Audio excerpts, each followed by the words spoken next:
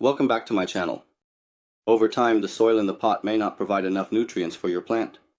For this reason, we have to change the soil and the pot. In this video, I will also show you the intricacies of repotting. The first thing we need to pay attention to is that our new pot should be larger than our old pot, so that our repotting is beneficial. Make sure that the drainage hole of your new pot is open. Drainage is a study carried out to remove water by natural or artificial means. It is the process of controlled removal of excess water from the desired area to increase the soil's fertility. In this pot, the drainage holes are open, but if they are not open, you can use a screwdriver to open them like this. You can create holes with gentle taps.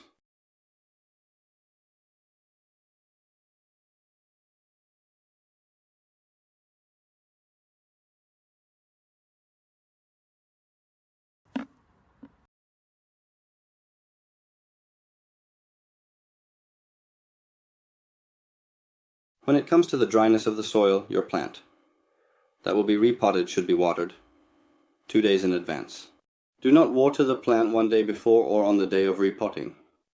When we change our plant's pot and soil, we will proceed with the watering process. Let's definitely give vitamins to our flowers while watering, because our plant will need this vitamin to be able to love its new soil in its new place.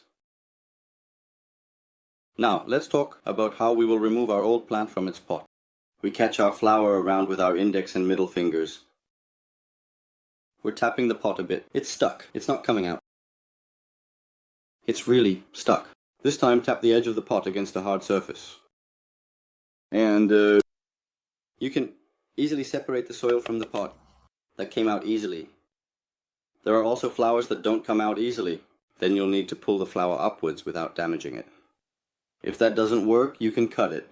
If you cut the pot like this, separate it, and take your flower out without damaging the roots. Check the roots of our plant. It might be in the old soil. Reduce some of the soil around the roots to protect against diseases.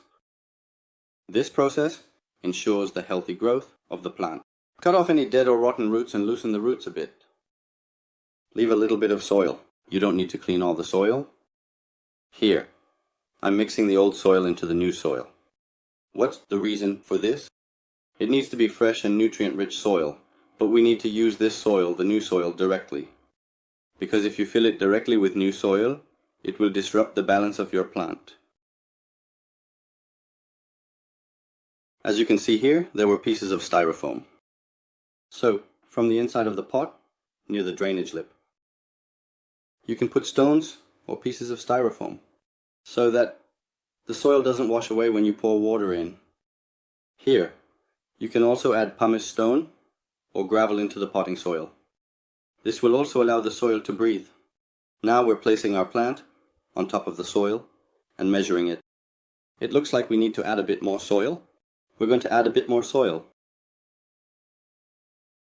After raising the level up, we'll create a gap in the middle, and then, without damaging the roots of our plant, we put the surrounding soil on it.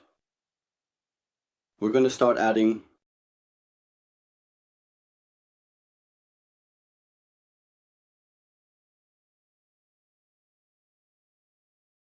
Since the soil will settle due to watering, we're gently pressing the soil down with our hands. Then we'll continue to add more soil on top.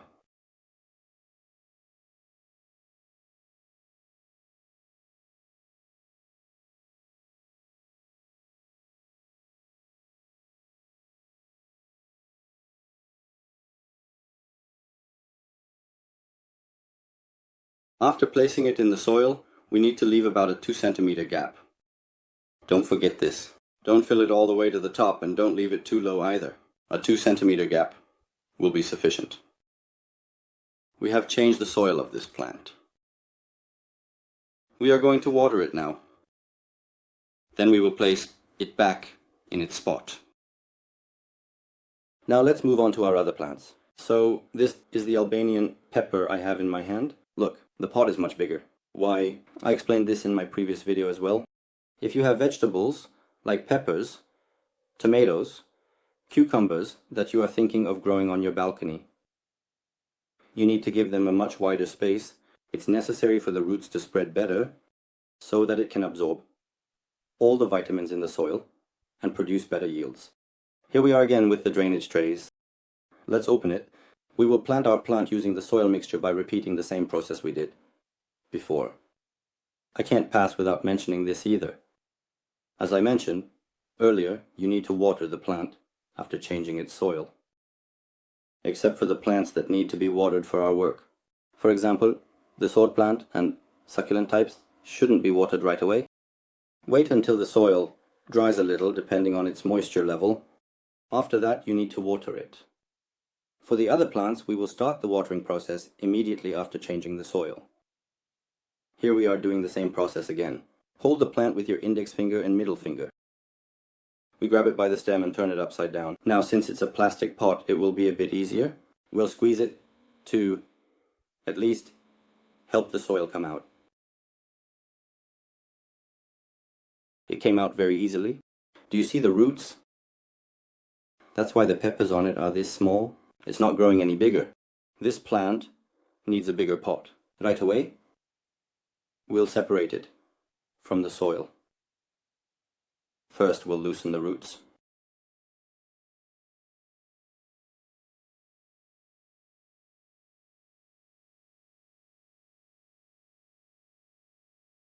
You can also use pebbles or small pieces of wood to create drainage holes from the inside. Actually, to prevent the soil from flowing out. After doing that, we start filling the soil. By the way, I should mention this. In my next video, I will explain this as well, which plants need a soil change and when. So, in other words, the pot and soil should be changed shortly before the plant enters a period of faster growth than normal. So, we can say it's the first one, before the first glass, but as I said, there are many plants. And which plant needs a soil change, and at what temperatures does it need to be changed? And I will also be posting videos about soil mixtures. If you want to watch these videos, don't forget to subscribe to my channel. And as always now, my videos have become classic. I'm going to use cinnamon powder again. To the roots. Why? I'm going to use cinnamon powder, both to help it grow better and to keep the rodents away from the roots.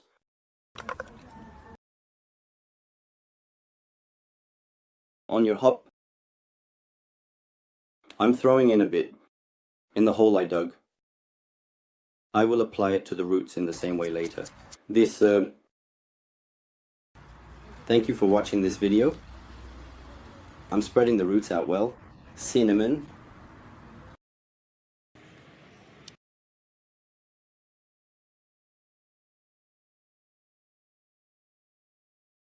So if you place the plants whose pots you've changed in different spots instead of the same place, the plant can also go into shock. And I want to say this, if your home is cool, definitely don't buy plants that have just come out of the greenhouses, or check the soil at the place of purchase, if it's not too humid. And when you bring it home, do not water it for the first 5 days, so that the flower doesn't go into shock. You can start watering it slowly. After that, this also applies to new orchids that come to your home. When you get an orchid, remove those pieces of pine bark on top with tweezers. Let the roots come out a bit, but don't take the pieces or branches at the end of the root. Let them stay.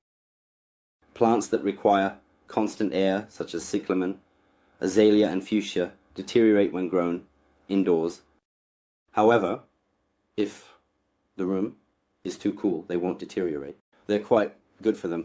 The 11-month flower and begonias, even the indoor varieties, are not very suitable for indoor spaces, but it never stops. If there is air circulation, there won't be any issues inside the house. The 11-month flower and all types of indoor begonias thrive without any problems. So I wanted to share this information as well. To you, as I said, next, in my videos, I will share information about which plant needs to be repotted and when and how it should be watered. Yes, with our Albanian pepper, We changed the soil in the pot. Now we're watering it. You'll water it very generously for the first time. So, water it generously so that water flows out of the drainage hole. After that, you can start watering it regularly again. But your first watering needs to be generous. Pay close attention to this. If you found this video helpful and liked it, don't forget to hit the like button and subscribe to my channel to watch my next videos, and make sure to turn on the notification bell.